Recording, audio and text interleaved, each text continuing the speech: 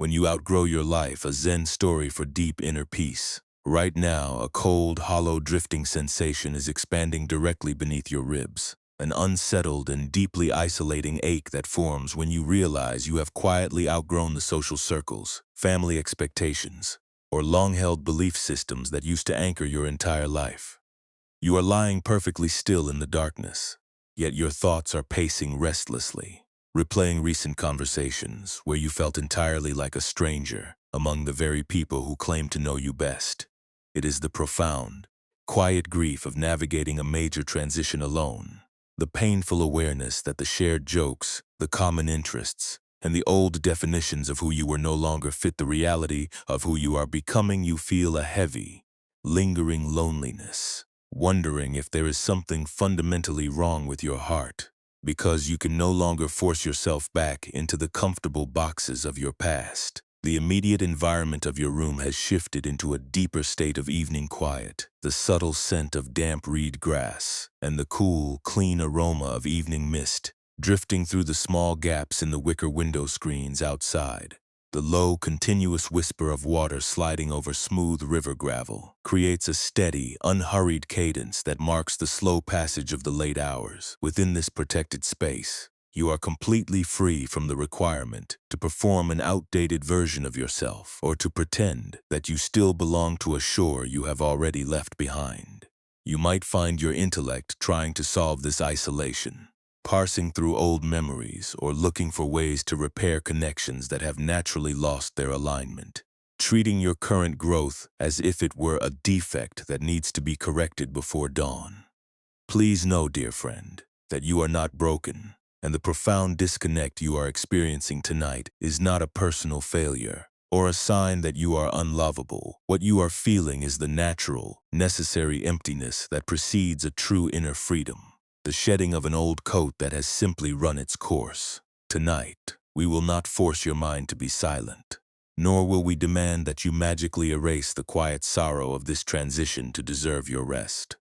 There is no requirement for you to figure out where you belong next, or to bridge the gap between your past and your future before you are allowed to close your eyes. We are simply inviting that drifting sensation beneath your ribs to lose its sharp, anxious edge, letting the deep gravity of the evening support your physical frame. This sense of isolation carries a profound and beautiful paradox. The very loneliness that makes you feel so exposed and unanchored is actually the first indicator of your spiritual ripening. The mind falsely tells you that safety exists only when you are surrounded by the familiar approval of a fixed collective, convincing you that to be alone on a sandbar is to be cast away.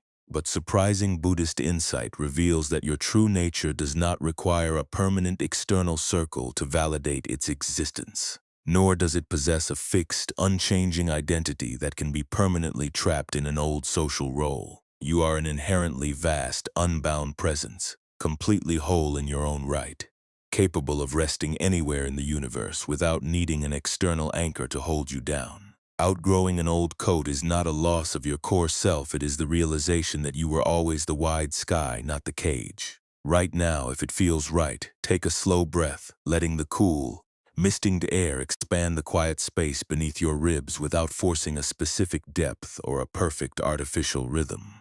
There is no need to resolve your social dilemmas in this exact moment, and absolutely nothing is required of you now, except to acknowledge how exhausting it has been to pretend you still fit into a world you have mentally left behind. Maybe you have felt this too, this strange, liminal weight of sitting at a familiar table while feeling entirely invisible, but you are safe enough to soften the rigid guard around your chest right now. You do not have to solve your whole life tonight, nor do you need to map out your new destination before your body is permitted to settle into the dark.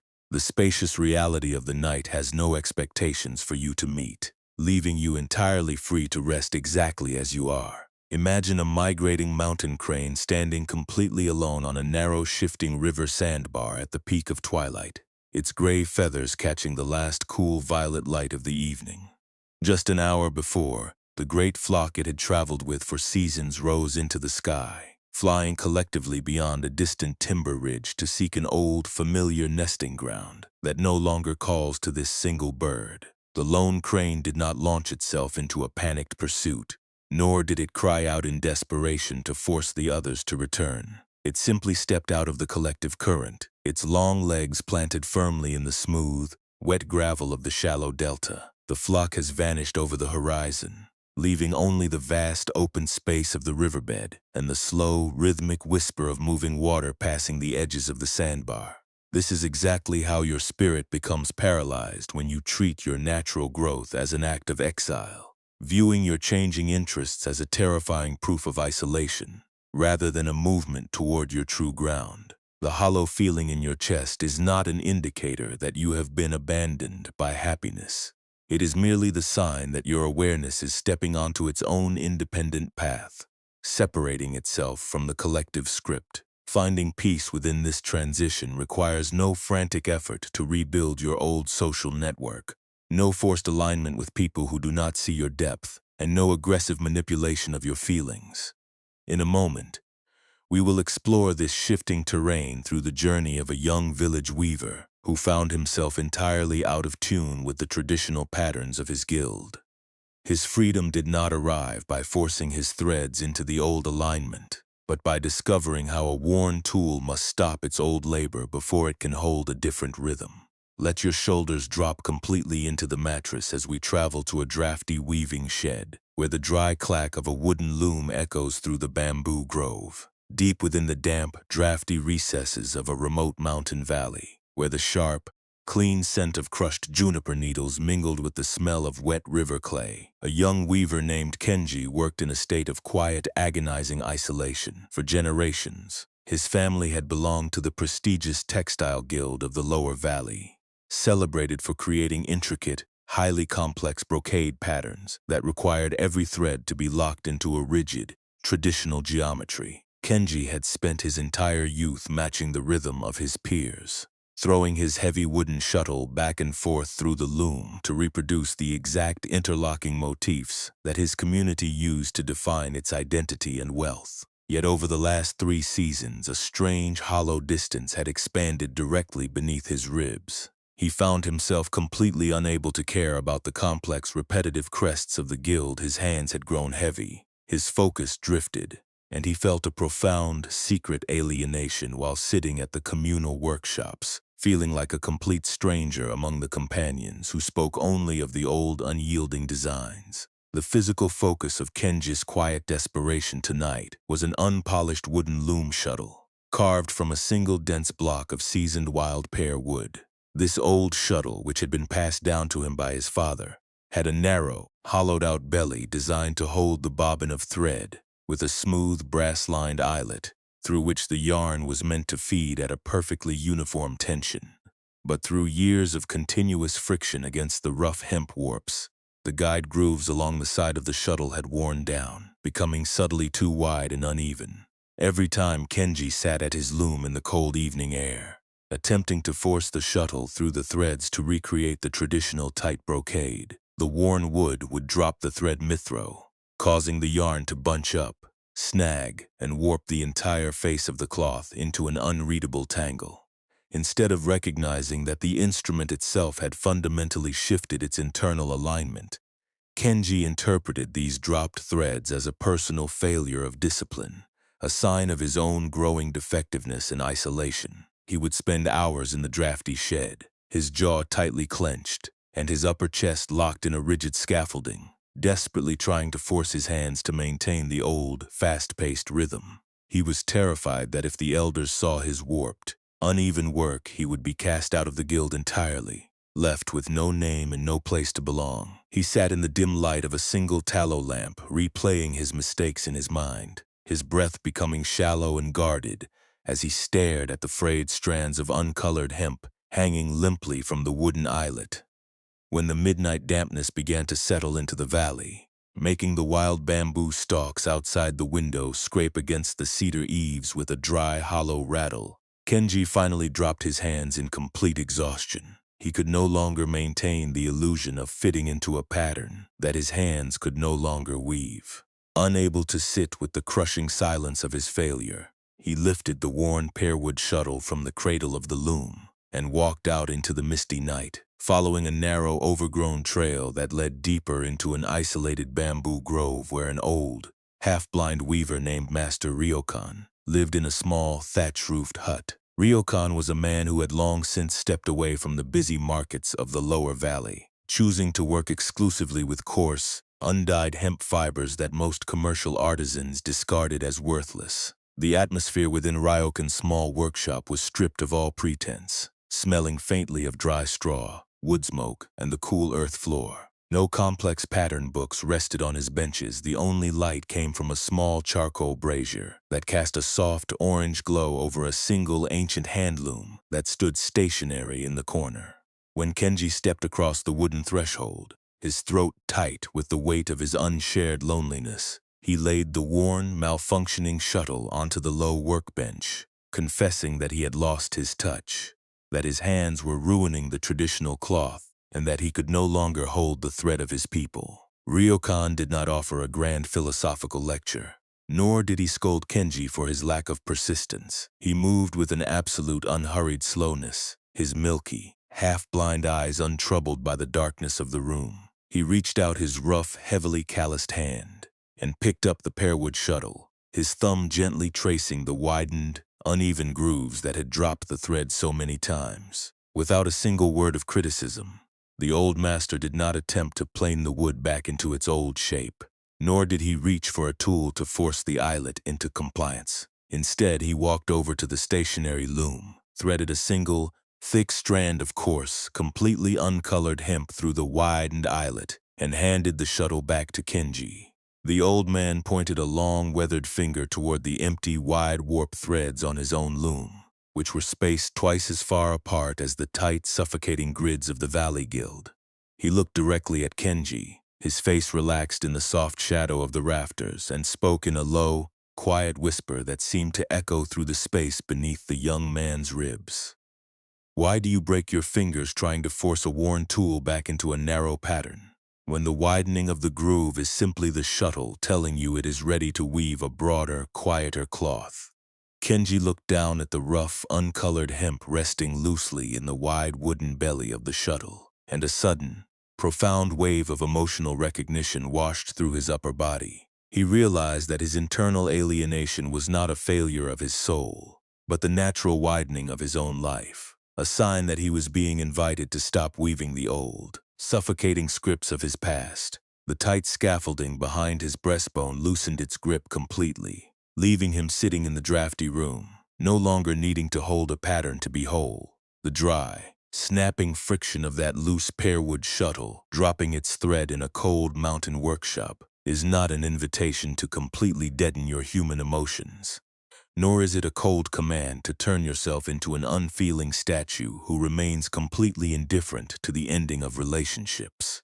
This ancient weaver's journey is pointing toward something infinitely quieter, illuminating the precise way we turn our changing lives into an accusation against ourselves, and how we can find peace when our social world begins to rearrange itself. The drifting, hollow isolation you feel beneath your ribs tonight is not an indicator that your life has lost its direction. It is simply the natural emotional manifestation of trying to force a widened, changing heart back into a tight, traditional pattern that it has already naturally outgrown. We spend an immense amount of our nightly vitality attempting to hold together old networks of belonging, completely forgetting that some tools are meant to alter their grip before they can hold a different rhythm. True Buddhist wisdom, when translated into the immediate language of your private sorrow, helps us see that our deepest exhaustion does not emerge from the simple reality that a friendship has faded, a collective has moved on, or a family circle feels increasingly distant. Those shifts are simply the fluid, unyielding movement of life itself, as natural as the wild bamboo stalks scraping against the cedar eaves in the midnight gale. The true suffering was not only in what happened, not only in the reality of the distance, but in the desperate, agonizing way the mind held what happened, treating the natural end of proximity as a terrifying proof of personal exclusion. We falsely believe that if we can just clamp our jaws tighter and force our feelings into line, we can somehow maintain our place at tables where we are no longer truly seen. When you spend your later night hours replaying old conversations, checking your device for a sign of inclusion, or feeling an acute sense of shame because your interests no longer align with the people who used to know you best, you are independently adding a second wound to the first.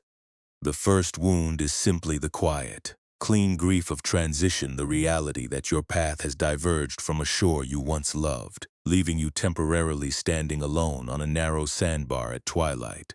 The second wound is what your own intellect manufactures when it takes that natural emptiness and labels it as an absolute personal failure, scolding your heart for its loneliness and assuming you must be fundamentally broken because you no longer fit the old collective brocade. You take the worn shuttle of your past identity and slam it repeatedly against the loom, bruising your own spirit to preserve a design that your hands have already outgrown. True awareness begins the exact moment you pause that frantic, circular effort to perform an old role and allow the widened grooves of your heart to exist without an immediate requirement to fix them. Wisdom is acting like the old weaver who does not attempt to force the thread back into a narrow, suffocating grid, but instead recognizes that the widening of the eyelet is the very prerequisite for holding a broader, more authentic strand of existence. It is the realization that your fundamental worth as a living presence is not dependent on staying locked within a permanent circle of approval. Nor does it require you to continuously truncate your own growth to keep others comfortable. The moment you stop treating your changing perspective as an act of exile, the tight scaffolding across your upper shoulders naturally begins to yield its density to the mattress. This quiet path shifts your relationship with isolation entirely, transforming a cold, somatic panic into a profound, self-compassionate ripening.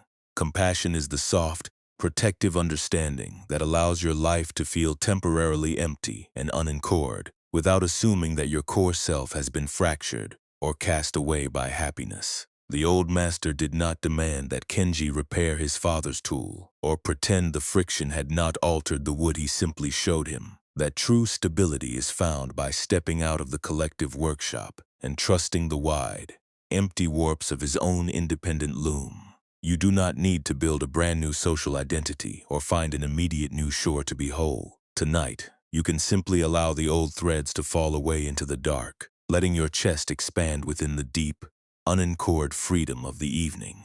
If it feels right to you at this moment, let your awareness gently drift away from the heavy narrative of who you used to be and settle entirely within the immediate, physical environment of your resting body.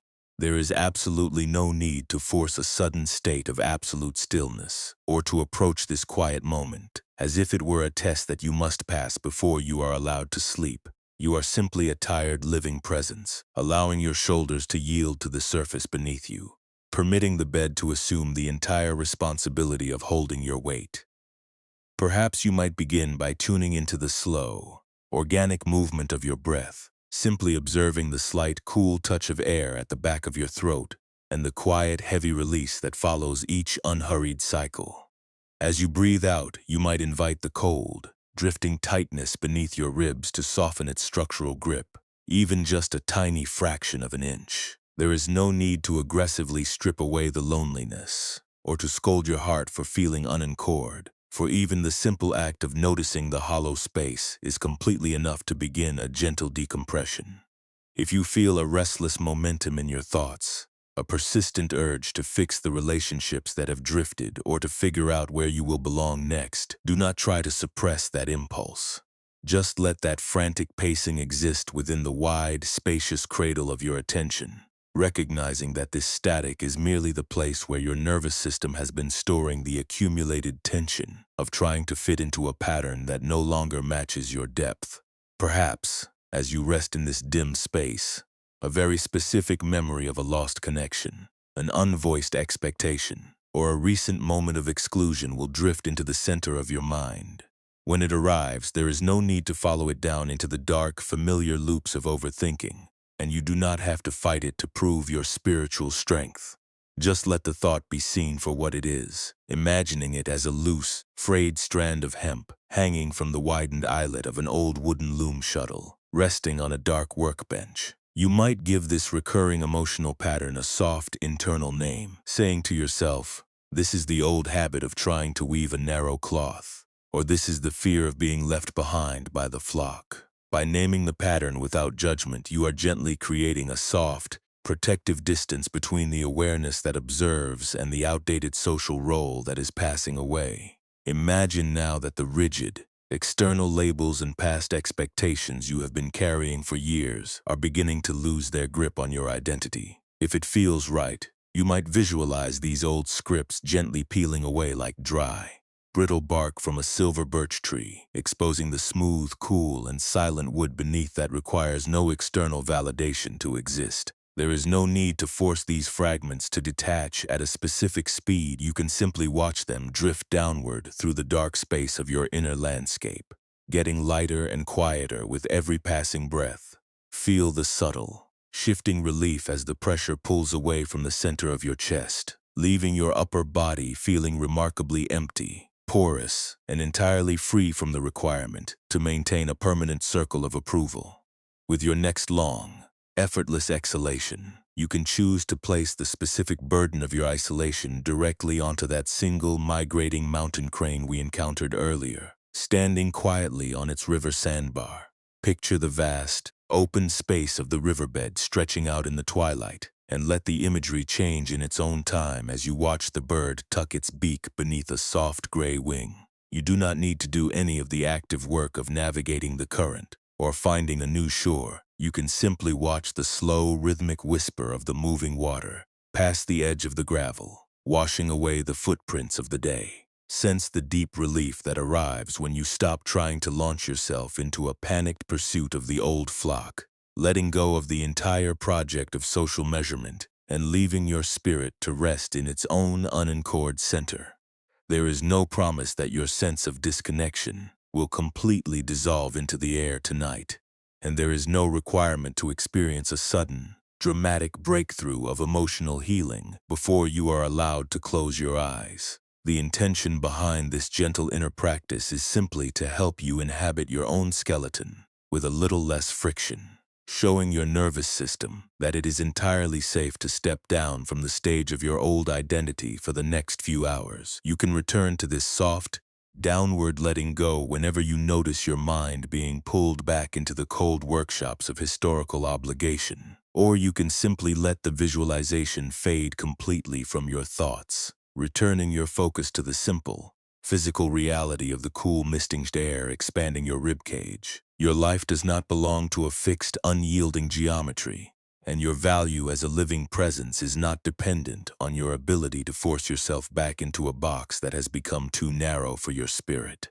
As the heavy weights of expectation are set down onto the wood, the space that opens up beneath your ribs is not a terrifying void, but a soft, luminous freedom that has never forgotten how to breathe for itself. Let your arms and legs grow increasingly heavy, as if you are sinking into a deep bed of damp river gravel that grows completely undisturbed by the names written in old pattern books. But there is still a deeper transformation waiting to reveal itself, a shift that moves from the softening of the shuttle to the complete acceptance of the deep water. Now let this high mountain wisdom come slightly closer to your contemporary heart, as we prepare to look at a second, deeper journey that took place within an old stone hut where 3 river currents merge in absolute silence. 2 full moons after the uncolored hemp thread had been left resting in the wide wooden belly of his loom, Kenji walked far beyond the familiar boundary lines of his village, traveling downward toward the low, misty reaches of the great river delta. Despite the profound relief he had discovered during his winter in the bamboo grove, a subtle, lingering friction still nested directly behind his throat, a persistent, hidden anxiety that without a visible, structured community to claim him, he was merely drifting through a hollow void, completely disconnected from the rest of humanity. He was carrying a small bundle of parched barley and a single blanket, intending to reach the outer ferry terminal, where 3 distinct mountain currents merged into a single, wide channel of dark, silent water. He hoped to cross over to the northern trading paths, searching for a new place where his wider, quieter weaving style might finally find an external anchor of validation. The physical focus of Kenji's deep uncertainty on this journey was a long, heavy raft pole carved from a single stalk of mature winter bamboo, which he had borrowed from an abandoned fishing shelter at the edge of the marshes. This old pole had spent far too many seasons submerged in the damp mud of the delta, causing its lower joints to absorb the river water until the inner fibers had grown soft, waterlogged, and subtly fragile. As Kenji stood on the small wooden platform of a public transit raft, attempting to guide himself through the swirling eddies where the three currents collided, he found that every time he pressed the tip of the pole firmly against the rocky riverbed to push off from the shore, the soft, waterlogged bamboo would bend dangerously under his weight, flexing sideways with a sickening, lopsided torque. He was using his upper body to force the pole into a straight alignment, his ribs locked in a rigid defensive posture as he tried to anchor himself against a bottom he could not see. The river delta was shrouded in a thick, uniform layer of white evening mist that smelled faintly of salt water, wet reeds, and the cold mud of the flats. There were no clear landmarks to follow in this liminal space. The distant banks had dissolved into a formless gray shadow, and the only indicator of movement was the low, continuous gurgle of the water, shifting beneath the timber logs of the raft. As the twilight deepened, making the damp mist cling to his hair and tunic, Kenji felt a massive wave of internal resistance rising beneath his chest. His mind began to aggressively manufacture a series of terrifying future scenarios, convincing him that if he could not find a solid rock to wedge his pole against, the current would inevitably sweep him out into the absolute blankness of the open ocean, leaving him completely erased and forgotten by the world. He was treating his own frantic, catastrophizing thoughts as an absolute truth, gripping the softening bamboo pole so tightly that his fingers had turned stark white in the chill air.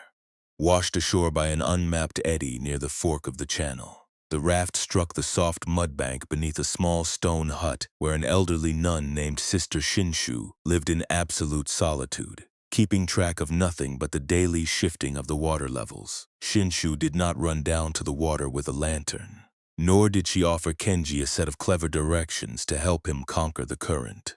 Moving with a slow, grounded deliberation that matched the heavy rhythm of the tide, she stepped out onto the muddy bank, wearing a rough cloak made of interwoven river reeds that rustled softly with every step. She did not examine his bundle or ask him what guild he belonged to. She simply looked at the long, warped bamboo pole he was clinging to with such desperate, exhausting force. Without uttering a single phrase of evaluation, the old nun reached out her calloused hand and gently touched the upper end of the waterlogged pole, not trying to pull him ashore or help him straighten the wood, but simply pressing down with a light, steady weight that emphasized how much the fiber was bending under his own frantic resistance.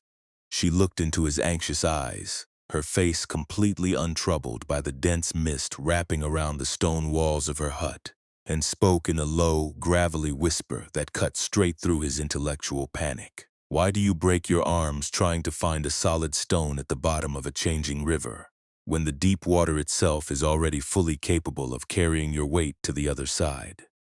Kenji felt a sudden, sharp contraction behind his sternum, his intellect spinning with the urge to argue that without a firm grip on the riverbed, he would be entirely powerless against the void.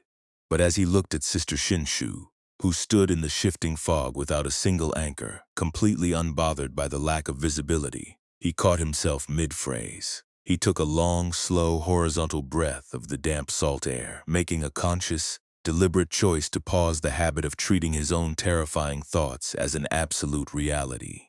Instead of pushing the soft pole back into the mud, he relaxed his fingers, allowing the waterlogged bamboo to slide completely out of his grip and fall soundlessly into the river. He pulled his hands inside the perimeter of the small timber raft, knelt flat on the wet wood, and chose to simply sit with the profound uncertainty of the white fog.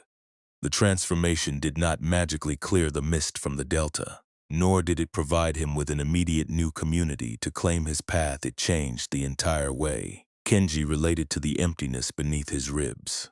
As the raft drifted blindly into the deep center of the channel, entirely unanchored and devoid of external alignment, He realized that his long-cherished social identities were exactly like that soft bamboo pole tools that had grown too waterlogged to bear the weight of his changing life. He stopped the lifelong habit of trying to wedge himself into a shifting floor, choosing instead to trust the deep, silent current of the river fork to hold the hull. A profound wave of self-forgiveness washed through his skeleton, leaving him floating in the middle of the wide channel, no longer needing to touch the bottom to know that he was entirely safe. This silent integration amidst the white river fog of the delta lays bare the exact psychological grid that keeps your own thoughts spinning in a state of high nocturnal vigilance tonight. When you observe that waterlogged bamboo pole falling soundlessly into the dark channel, leaving the raft to float entirely unanchored in the current, you are looking directly at the anatomy of your own social exhaustion. The great delusion of our contemporary survival is the belief that to be safe, valid, and structurally stable, we must continuously force our life path to touch a solid, predictable bottom of approval. We treat the natural endings of our relationships and the shifting of our internal interests not as a normal part of our evolution, but as a terrifying proof of personal failure, turning the simple reality of our growth into an existential crisis. The emotional engine that drives this late-night paralysis is a frantic, unconscious craving to control an inherently fluid and changing reality. When you lie awake in your room, your intellect spends its vital energy aggressively rehearsing future encounters where you might feel out of place, or replaying past conversations to figure out exactly when the alignment of a friendship shifted. You take the high standards of an idealized belonging and turn them into a tool of deep self-judgment, scolding your heart for its loneliness and trying to fix your changing identity through a sense of shame. This constant effort to force yourself back into an outdated box creates a profound, agonizing split in your awareness, causing you to turn the pain of transition into a permanent personal identity, as if you are a permanent outcast who has lost the ability to belong anywhere. By illuminating this mechanical process, the relationship you hold with your own internal isolation begins to undergo a profound, comforting transformation. Buddhist wisdom cuts through all academic complexity by dividing our emotional experience into two distinct dimensions: the initial pain that life naturally brings to our doorstep, and the secondary suffering that our own mind independently adds through its resistance to the current. The first pain consists of the raw, unpolished conditions of your changing life, the physical reality that a shared chapter has ended, the natural grief that arises when you no longer share a common language with old friends, and the quiet weight of outgrowing a belief system that used to anchor your family circle. These are the elements that you cannot always control, anticipate, or prevent, as they are part of the changing landscape of a developing soul. The second pain, however, is the cold, tight, drifting tightness that solidifies beneath your ribs when your intellect refuses to let that initial emptiness simply exist without an aggressive interrogation. The second pain is what happens when you treat a single lonely thought as an absolute truth that must be solved before dawn, or when you use the very concepts of healing to scold your heart for feeling unanchored in a world that is completely unpredictable. When you spend your midnight hours trying to force a waterlogged raft pole into a shifting riverbed, you are actively feeding the second pain with your own hypervigilant attention, mistaking the widening of your life for a personal defect. You are trying to weave a narrow, traditional brocade out of a heart that was always meant to expand into a broader, quieter, and more authentic cloth. True peace, when encountered in the deep space of the late hours, is never the absolute absence of difficulty, nor is it a sterile state of existence where no sad thoughts ever cross the threshold of your mind. Peace is found by establishing a fundamentally different relationship with that difficulty when it arrives, learning to sit comfortably within the fog of your own transition, without needing to force an immediate new destination. You do not have to force your internal noise to become perfectly silent to deserve your rest tonight. And you do not need to anchor your life to a new circle of approval before your body is permitted to settle into the dark. The moment you pause the frantic, performative effort to look entirely connected, the rigid scaffolding across your upper shoulders naturally relinquishes its grip, allowing your attention to pool deeply in the center of your resting frame. You discover that your true, luminous presence is like that migrating mountain crane, inherently whole, completely resilient, and entirely capable of balancing its weight on a narrow sandbar, precisely because it possesses the capacity to let the old flock fly away without a sense of bitterness. The deep, unified stream of your awareness is moving safely beneath the performative static at this very moment, completely uncompromised by the high expectations you have placed upon your chest, waiting only for you to pull your hands inside the hull and trust the deep water to hold you up. This wide river delta wisdom, pulled from waterlogged bamboo and the formless space of the shifting fog, is not a collection of beautiful concepts meant to be stored away in a quiet corner of your intellect, existing only while you listen to a steady voice in the darkness. It is a soft, practical cadence designed to be carried directly into the noisy, unpolished friction of your contemporary afternoon. True inner peace is never an elusive, monumental milestone that you master by permanently fixing your entire social history at once. It is practiced and reclaimed in the smallest, most ordinary pauses of your daily survival. It is found in that brief, hidden space that opens up between an unanswered notification that triggers your fear of rejection and the sudden, reactive contraction that tightens beneath your ribs before you reach for your device to check for reassurance. Think of how frequently the old habit of using a forced, artificial agreement to hide your internal sense of disconnection returns to your side during a standard week, masquerading as the frantic urge to look busy when you are feeling entirely excluded, or the exhausting effort of smiling brightly at a gathering, while your inner landscape feels completely heavy, detached, and cold inside. You might notice this rigid armor locking into place when you are lying awake at night, replaying a minor conversational mistake, or comparing your own unanchored progress with the seemingly immaculate, straight paths of people you see online. The mind quickly treats these moments of transition as a catastrophic personal deficiency, causing you to feel profoundly behind in life, as if you are a flawed actor who has failed to maintain the collective rhythm. We live in an accelerated environment that continuously pushes us to present an unblemished, perfectly integrated exterior to our peers, leaving many of us feeling deeply lonely and hidden beneath the weight of our own expectations. Out of a fear of uncertainty, you might try to overanalyze a drifting relationship or fear a future career transition, using the very concepts of self-care to judge your own natural fatigue.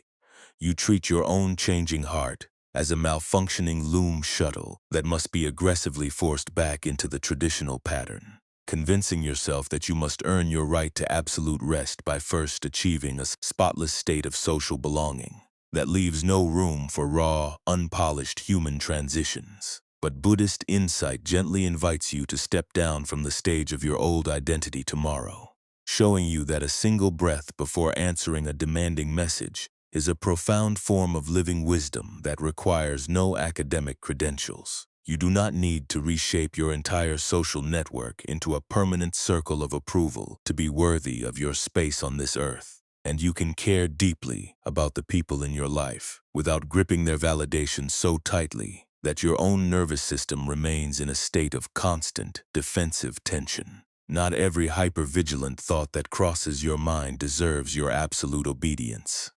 And not every floating feeling of isolation is an unshakable command that must be solved before the sun breaks through the window. You can rest without earning it first, letting go of the performative need to appear connected, and allowing your unrefined clay to simply touch the ground. The next time you find yourself wanting rest, but feeling an acute wave of guilt for resting, remember that the vastness of your true presence carries an innate capacity to hold both your longing for connection and your need for solitude together in the same wide channel, without requiring a flawless performance. This practical shift in your daily habit does not mean the complex realities of your modern schedule will suddenly lose their weight.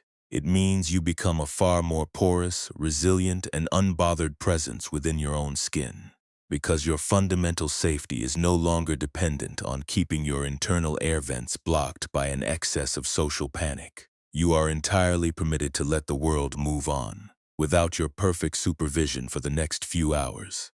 letting go of the oars of your analytical thoughts and allowing your physical frame to sink into the heavy gravity of the evening.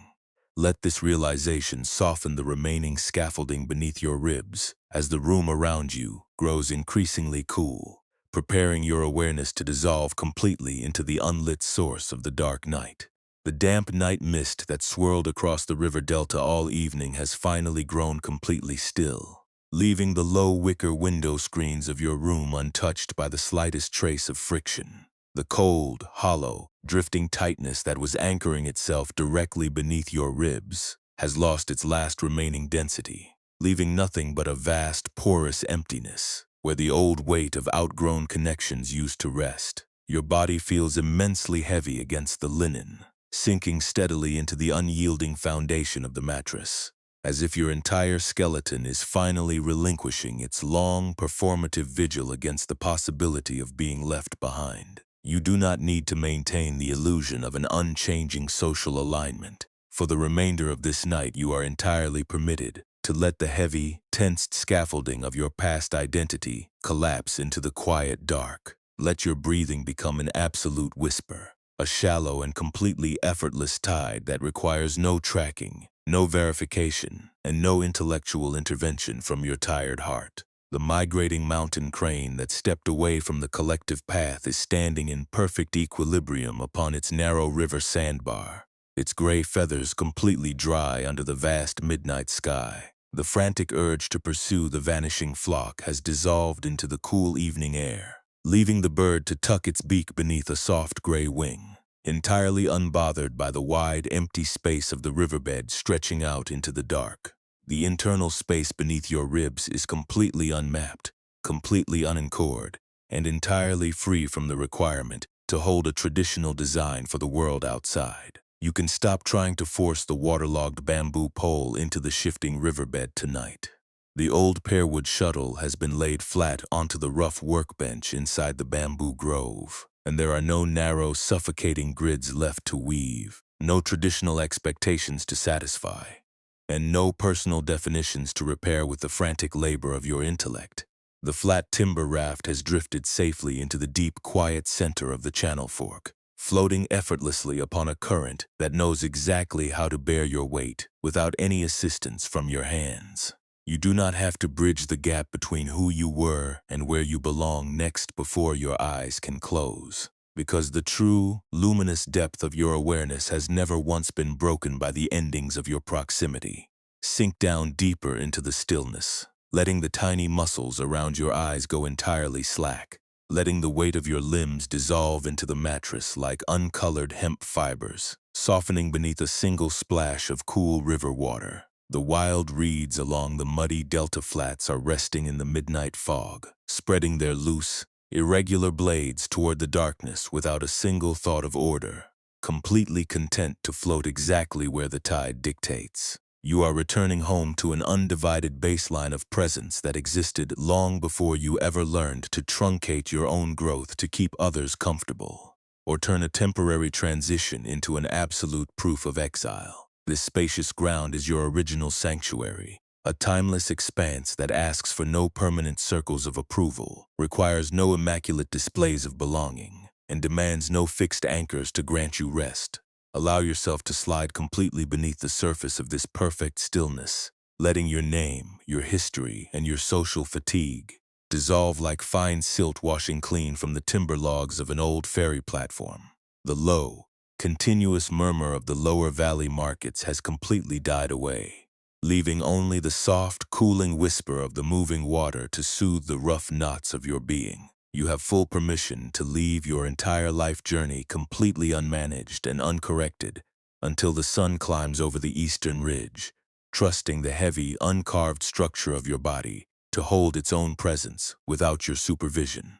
Let your mind go entirely dark, letting your soul drift down into the boundless, unlit quiet where you are already completely safe, completely unfragmented, and perfectly at peace. When the heavy anchor of who you used to be is finally dropped into the deep river mud, what remains of your presence when there is no longer a shore to touch? It is the unmapped, limitless expanse of your true nature, a quiet awareness that remains entirely whole and unaffected, even when every familiar boundary line has dissolved into the mist. The analytical mind spent its daylight hours operating under the deep delusion that it was solely responsible for anchoring your life, acting like a panicked traveler trying to jam a soft bamboo pole into a shifting riverbed just to prove it could control the current. But when you abandon the project of continuous social navigation and sink completely into the dark space of this room, you begin to see that the awareness holding your breath is like the deep water of the delta itself. It does not lose its fundamental vastness just because an old circle of proximity has faded, nor does it require a permanent anchor of approval to sustain its own depth. The performative pressures and hidden doubts that tightened beneath your ribs today were merely passing ripples on a surface that remains completely still, cool, and undisturbed in its quietest chambers. When you allow the frantic necessity of continuous checking and social optimization to drop away into the shadows, you are not failing your path, you are finally offering your heart the only true refuge it can ever receive. A mind that is locked in a state of high structural hypervigilance can only repeat the rigid, exhausting loops of its past, using the old weights of shame to force a vibrant, living presence back into an outgrown mold. By choosing to step out of that defensive loop for the remainder of this night, you are allowing the unrefined clay of your life to soak in the gentle moisture of an unconditional acceptance, letting the old definitions of your identity soften naturally at their own biological pace. You are discovering that you do not need to truncate your own growth to pay an ancient debt of belonging, because your fundamental value as a living presence is already completely independent of any ledger written before your birth. Let your exhalations become even longer, softer, and more thoroughly unhurried, a quiet biological tide that fills your bedding with a sense of absolute safety and unbothered comfort.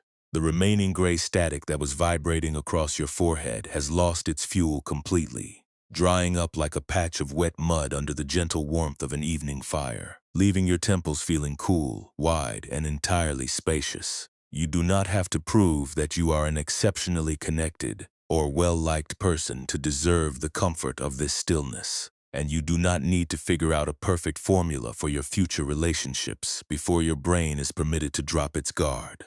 The dark night accepts you exactly as you are in this moment, unpolished, tired, and beautifully incomplete, asking for nothing but your willingness to stop the labor of management and trust the natural structure of your body to carry you down into the dark. Feel the immense, stabilizing weight that settles into your limbs as you release the very last illusion that your life is an intricate network of social obligations that must be continuously mended, propped up, or balanced to prevent a structural failure.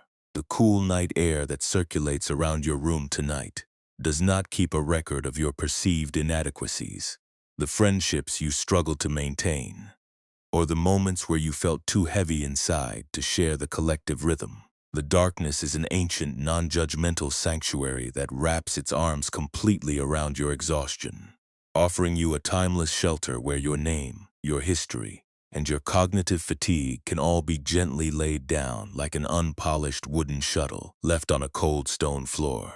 You are entirely permitted to let the world move on without your perfect supervision for the next few hours, letting go of the need to fix your life and allowing your physical frame to merge completely with the deep, supportive ground below. The remaining echoes of your daily overstimulation are turning into faint, formless shadows now, distant like the sound of dry pine logs cracking in a hillside kiln miles away from your window pane.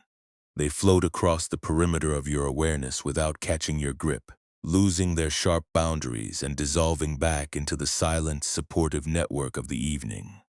You are drifting deeper and deeper into the warm, boundless current of a dreamless rest, a spacious realm where every memory is softly forgotten, every heavy weight is lifted, and your spirit is finally, beautifully at home in the quiet dark. Let yourself slide completely beneath the surface of this perfect stillness, knowing that the world will continue to turn without your supervision, and that you are already completely safe, completely unfragmented, and perfectly at peace. In this deep and unvibrated safety, the mind finally lets go of its anxious habit of counting the miles left to travel. realizing that the path beneath you has never been dependent on reaching a final, static destination. We spend so much of our waking life acting as though our consciousness is a fragile bridge we must constantly maintain, a narrow structure that we must continually patch up, fortify, and brace against the shifting currents of our changing circumstances. The intellect tells you that if you do not keep a constant watch over the riverbanks, or if you allow yourself to lose your grip on the oars for even a single hour, the entire framework of your life will dissolve into chaos. But when you rest under the heavy protective canopy of the midnight hour, you are invited to see that your awareness is not a fragile structure built by human hands at all. It is like the immense empty space of the river channel itself, completely untouched by the number of floods that pass through its depth or the weight of the timber rafts that drift across its surface. The mind frequently fears that if it completely drops its hypervigilant posture, it will somehow validate its hidden faults or lose its connection to the stable foundations it has fought so hard to build. This is the quiet delusion that feeds the secondary suffering, the persistent internal whisper telling you that your exhaustion is a failure of will, and that you must keep your muscles rigid to prove you are committed to your own survival. But non-dual insight gently reminds you that true liberation is not born from forcing the soft, waterlogged fibers of your thoughts into a perfectly straight line. True transformation arrives when you allow your own unique heart to absorb the moisture of the present moment, expanding naturally and gracefully into whatever shape the terrain dictates, without a single thought of conforming to an artificial blueprint of belonging. Let your breathing expand into an even more porous, horizontal rhythm, letting the air move past your throat like water, sliding over the smooth gravel floor of a mountain stream. The waterlogged bamboo pole of social measurement has been left completely behind in the mud of the delta, and its heavy weight has no power to touch the quiet reality of your presence tonight. You do not need to figure out a complex way to balance your changing interests before the sun breaks through the eastern trees. And you do not need to earn your right to this stillness by resolving every emotional pattern of your past before your eyes can close. The universe does not ask the wild reeds along the banks to justify their irregular shapes before they are allowed to rest under the cool, soothing blanket of the evening fog. Feel the profound, unmoving weight that settles into your limbs as you release the very last necessity to manage, repair, or defend the identity you were given to carry. The cool night air that circulates through your room does not hold a grudge against your sensitive heart, your need for a simpler rhythm, or the moments where your spirit felt too heavy to maintain a flawless exterior for the world outside. The darkness is an ancient, unmapped sanctuary that wraps its arms completely around your fatigue, offering you a timeless shelter where your name, your history, and your social overstimulation can all be gently laid down like a worn tool, left at the edge of a quiet, unvibrated riverbank. You are entirely permitted to let the world turn without your supervision for the next few hours, letting go of the need to fix your life and allowing your physical frame to merge completely with the deep, supportive ground below. The remaining echoes of your daily responsibilities are turning into faint, formless shadows now, distant like the sound of dry wood smoke, dissolving into the midnight mist miles away from your window pane. They float across the perimeter of your awareness without catching your grip, losing their sharp boundaries and dissolving back into the silent, supportive network of the evening. You are drifting deeper and deeper into the warm, boundless current of a dreamless rest, a spacious realm where every memory is softly forgotten. Every heavy weight is lifted, and your spirit is finally beautifully at home in the quiet dark. Let yourself slide completely beneath the surface of this perfect stillness, knowing that the world will continue to turn without your supervision, and that you are already completely safe, completely unfragmented, and perfectly at peace. This perfect stillness is not an artificial state that you must construct piece by piece through an act of intense mental focus, but the natural, unadorned baseline of your awareness when it is finally permitted to drop its performative guard. The intellect frequently operates under the mistaken impression that it must act as an unrelenting gatekeeper, continuously sorting through your interactions, filtering your thoughts, and smoothing down your natural rough edges to prevent your hidden chaos from leaking out into the light. It tells you that if you do not maintain an unyielding vigilance, the entire structure of your life will crumble into a state of irrecoverable isolation. But when you rest quietly in the deep sanctuary of this room, you begin to see that the vast sky of your presence does not lose its fundamental clarity just because a heavy mist of human transition has settled over the valley for a few hours. The fog does not redefine the mountain, nor does it permanently alter the deep bedrock beneath the grass. It is simply a passing natural condition, a temporary accumulation of old moisture that gracefully dissolves when you stop trying to fight the weather with your own willpower.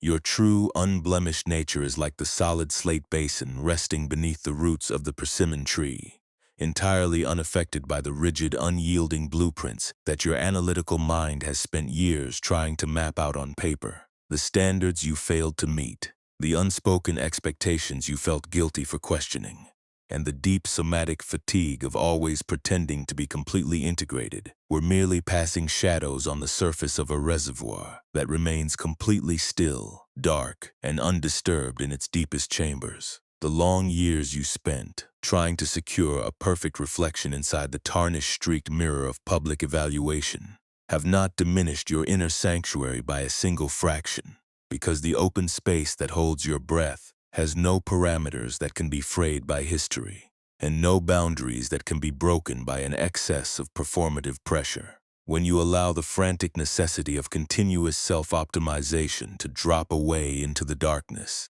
you are not abandoning your practice. You are finally offering your heart the only true healing it can ever receive. A mind that is locked in a state of high structural tension can only repeat the rigid, defensive patterns of its past, using the same old weights of shame to force a vibrant, living presence into an artificial mold. By choosing to step out of that hyper-vigilant loop for the remainder of this night, you are allowing the unrefined clay of your life to soak in the gentle moisture of an unconditional acceptance, letting the defensive edges of your identity soften naturally at their own organic pace.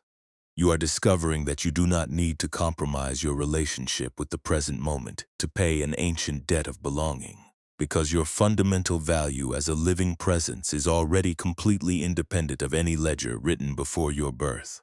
Let your exhalations become even longer, softer, and more thoroughly unhurried, a quiet biological tide that fills your bedding with a sense of absolute safety and unbothered comfort. The remaining gray static that was vibrating across your forehead has lost its fuel completely, drying up like a patch of wet clay under the gentle warmth of an evening fire, leaving your temples feeling cool, wide, and entirely spacious. You do not have to prove that you are an exceptionally mindful or grounded person to deserve the comfort of this stillness, and you do not need to figure out a perfect formula for your upcoming responsibilities before your brain is permitted to drop its guard. The dark night accepts you exactly as you are, in this moment unpolished, tired, and beautifully incomplete, asking for nothing but your willingness to stop the labor of management and trust the natural structure of your body to carry you down into the dark. Feel the immense, stabilizing weight that settles into your limbs as you release the very last illusion that your life is an intricate network of intellectual ledgers that must be continuously mended, propped up, or balanced to prevent a structural failure. The cool night air that circulates around your room tonight does not keep a record of your perceived inadequacies, the relationships you struggled to maintain, or the moments where you felt too heavy inside to share the collective rhythm. The darkness is an ancient, non-judgmental sanctuary that wraps its arms completely around your exhaustion, offering you a timeless shelter where your name, your history, and your cognitive fatigue can all be gently laid down like an unpolished iron vessel left on a cold stone floor. You are entirely permitted to let the world move on without your perfect supervision for the next few hours, letting go of the need to fix your mind and allowing your physical frame to merge completely with the deep, supportive ground below. The remaining echoes of your daily overstimulation are turning into faint, formless shadows now, distant like the sound of dry pine logs cracking in a hillside kiln miles away from your window pane.